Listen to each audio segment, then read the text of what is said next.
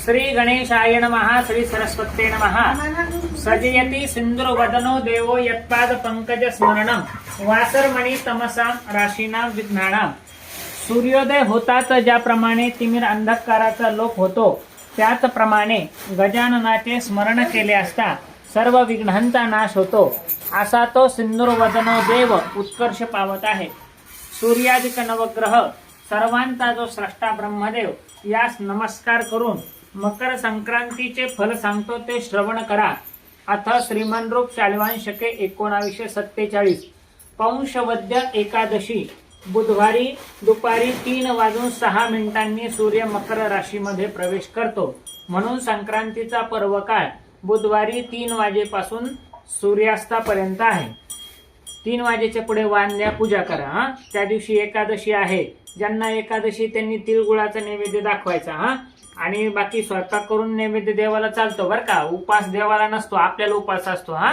तुम्ही मात्र एकादशी सोडायची नाही।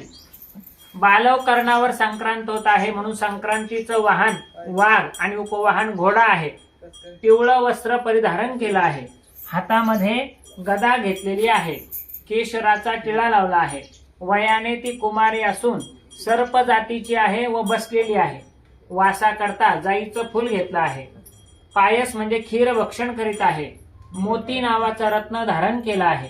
वार नाव आणि नक्षत्र नाव मंदाकिनी आहे। सामुदाय मुहूर्त 30 आहे। पूर्व दिशेकडून येते, पश्चिम दिशेला जाते आणि वायव्य कोपऱ्याकडे पाहत आहे। संक्रांतीच्या पर्वकाळी दात घासणे, कठोर बोलणे, वृक्ष गवत तोडणे ही कामे करू नये।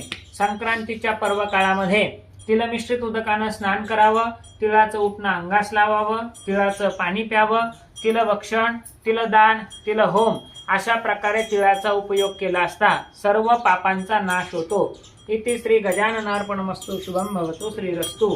पिवळं वस्त्र आहे, पिवळ्या वस्तूंना महागाई येईल। वयानं ती कुमारिका आहे, लहान मुलींना थोडाफार त्रास होईल।